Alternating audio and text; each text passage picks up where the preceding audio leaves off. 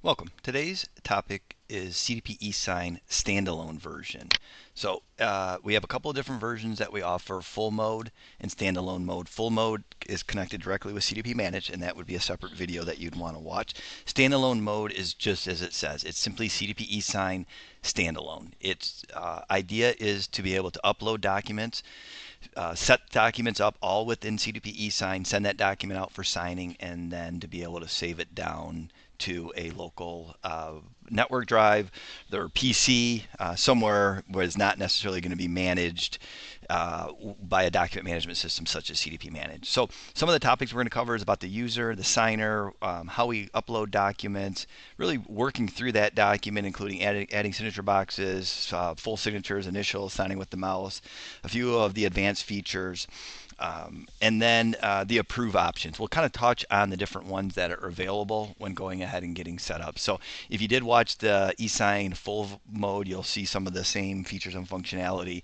It's just, again, it's not tied to CDP Manage, just as if the other full mode would be. So let's go ahead and get started. So let's pull up CDP eSign.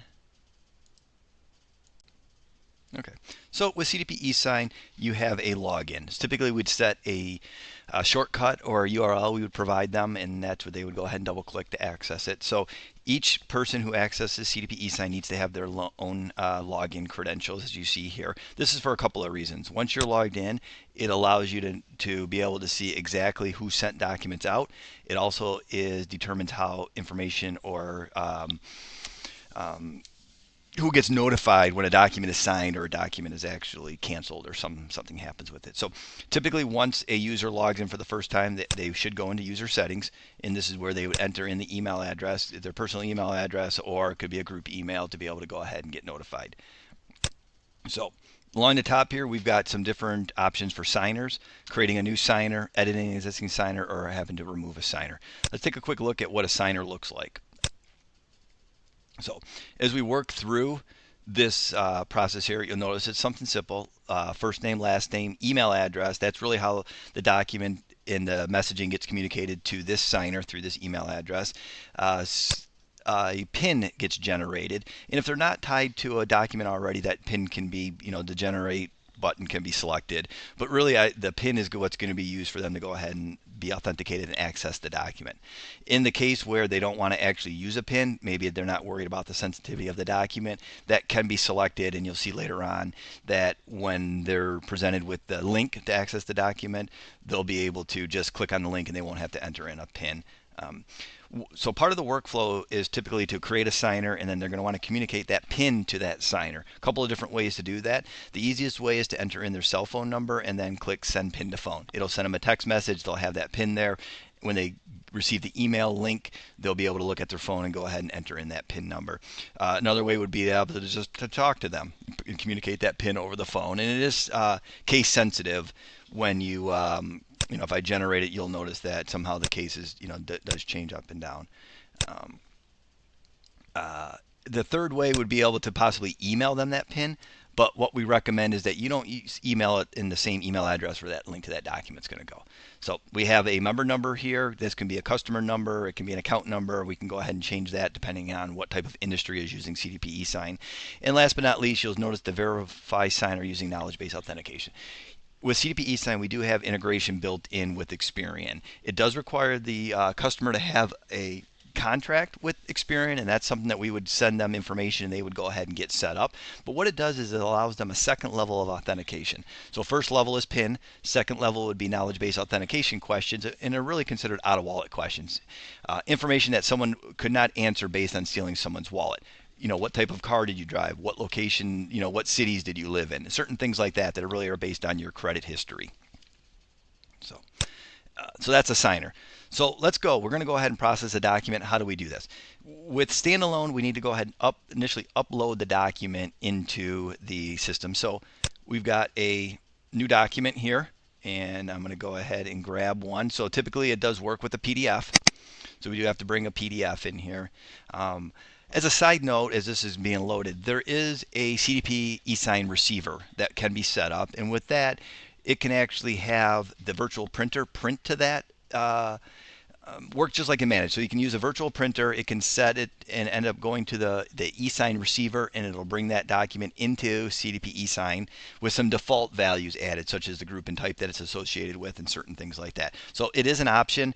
The most common option is to click on New Document and go ahead and bring that document in, and then be able to go ahead and work with it there. So here we got a document now. Right now I don't have any signature boxes. You can, along the top is the ability to add signatures, which I'll do here in a second. Apply a template.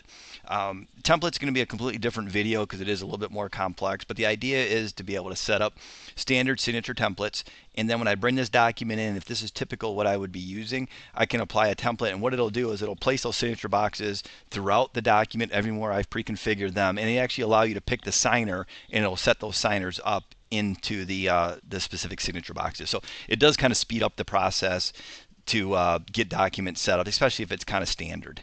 So in this case, let me bring down. I got a couple of areas where I want to capture some signatures. So I pick add signature. Go ahead and place that, and then you can move it once it's set up. So I'm going to place 3 signature boxes in here.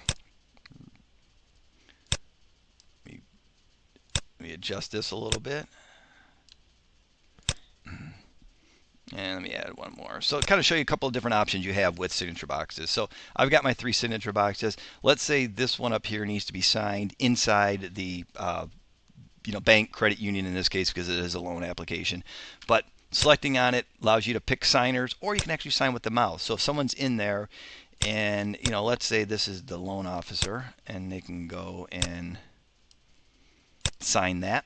So right here I need the actual signer, and I can filter down. So by entering in the name, it starts to take you down to name. So I'm going to select here, and that's where I need to do a full signature. In this case, I can select on initials. So you'll notice it's not necessarily easy to see, but under signer initials, click on the LP, and that's going to put it there. So now my box, my document is correct with all the signature boxes. Now that that's the case, look up here at the top. So we've got a couple of other buttons, Advanced and Send. We start with Advanced. Advanced gives you the ability to be able to do a few things, including controlling the order of signing. So up at the top here, you've got sequential and non-sequential that you can drop to. Non-sequential means I don't really care the order. Anyone who's been set up in this document to sign is going to receive notification at the same time, and then have the ability to be able to go in there and sign at their convenience. Sequential means I want to control that order. So I'd have multiple signers, and I would say, hey, this person needs to sign first, and then after they sign, then this person signs, and after them, this person signs. So the subsequent signers don't receive any type of notification until the signers before them go ahead and actually complete their process. The second thing you can do is you can actually have that signer provide additional information and upload documentation during the signing process. Really comes in beneficial when they need to capture, let's say, a copy of the driver's license, maybe a W-2, or a let's say pay stubs. It doesn't make a lot of sense to go through this nice process of being able to sign electronically and then have to have them scan and email in a driver's license. So why not do it all during the same process? So during here, for each signer, you can determine how many you want them to upload, how many of them are required, and give them a little instructions of what they need to do. So please upload a copy of your driver's license, and you'll see where this will come into play during the signing process. All right, I'm all set here. I'm ready to go. I need to have this person sign, so I'm going to go ahead and select the send button. So what this does is packages it up there, obviously sends it out based on whoever has been configured within this document to go ahead and sign. So you'll notice this document down here, application.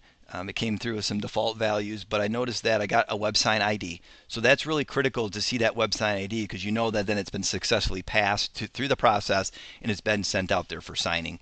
I can see the number of signature boxes that are part of the eSign process. So you did see me have 3 in there. One I signed with the mouse. So here we're only showing that 2 of 2, meaning there's 2 of them that have been sent out for eSign. You see that I'm the one that actually sent it. I can look at that document again if I wanted to. I can change some indexing information, really not that important when we're talking about eSign standalone.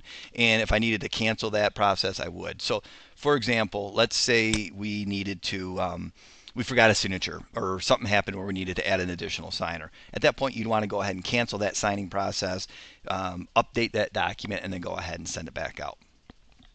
Should make sense. So let's hop over and see what happens when an actual document does come in. So let me go ahead and refresh this screen.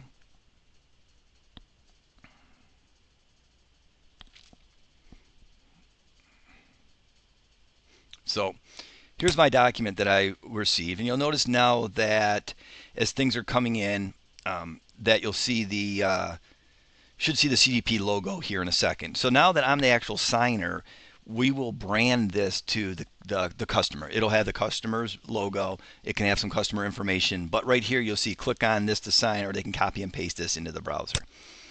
So let's go through this signing process. First of all, I've got to be authenticated by my PIN, which again would have been texted or verbally communicated during that initial setup process.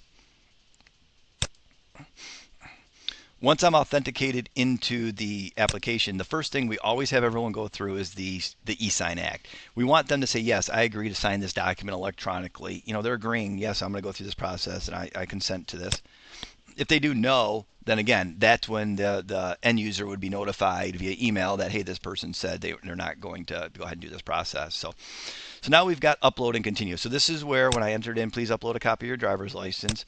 Let me go choose that file. Now I have one that's already on my workstation. So, but if someone didn't, they can easily, if they have it on their phone, or they can set their driver's license out on the table if they need to, and they can go ahead and bring that, take a snap a picture, and that would all be part of that process. So I've got my driver's license loaded. Let me upload and continue. This will now take me to the document. So what do you see when you get into this document? Well, first of all, you'll see any signatures that have already been captured. If we were doing, regardless if it's sequential or non-sequential, someone signed it first before the other person, we're going to go ahead and see those signatures on there. They can, as a signer, they may want to review some of the stuff, so they can easily scroll up and down. The yellow part up here will take them back to the signature. They can print, they can download. So they do have the ability to go ahead and view this document prior to figuring out what they need to sign. So to go ahead and sign, if they're using a mouse like I am, they simply click on it. If they're using they can also do it if it's a touch screen. It can be a stylus, it could be their finger. But you'll notice I captured my first one here. It immediately took me to the next area that I need to sign. That ensures that that signer is signing everywhere that they've been set up to sign, and they're not missing something and have to go back and redo it at a later date. So let's go ahead and we're going to initial this document. This will actually finalize it. So me as the signer, now I've successfully completed my process. This application is complete. I can download and I can open it up for my own records. The case of a credit union or a bank, as we're walking through this example, they don't necessarily have to provide a final document back to this signer. This process has already taken care of that, and they're told to be able to go ahead and do that for their own safekeeping, basically by the up here based on the description that they get. So now me as the, let's switch our hats, and we're going back to me working in the bank or credit union. I've just received an email that, hey, Les Paper in this case has completely signed this document. Excellent. I'm going to log back into CDP eSign standalone. Now if I click on home, what that does is it pretty much does a refresh, and you'll notice here that it kind of updated everything because it recognized that this document had been completely signed. Now that I've done that, I'm looking at a couple of different things under that same record before. First of all, let me view. I can go ahead and view this document. So I can see, and you'll notice the word copy on there, and that's simply to make sure that someone doesn't download or print this and use that as the actual copy, because it hasn't been officially approved yet. You can scroll down, you can begin looking and seeing the various signatures that were captured. Take a look at anything that was uploaded. So in this case, here's that driver's license that I was uploading, so I can verify that, yep, that is the member that I've been working with. And then now the approve. Now the approve in standalone has a couple of different options. First of all, even when full mode, you can set a password for the approve button, and that's really what, if the workflow is set up to be able to say certain people can send documents, other people need to approve them, you'd want to have that password applied and then only give that password out to certain individuals. So, but what are the other things you can do? With the approve process in standalone, it's now saying, hey, you know what?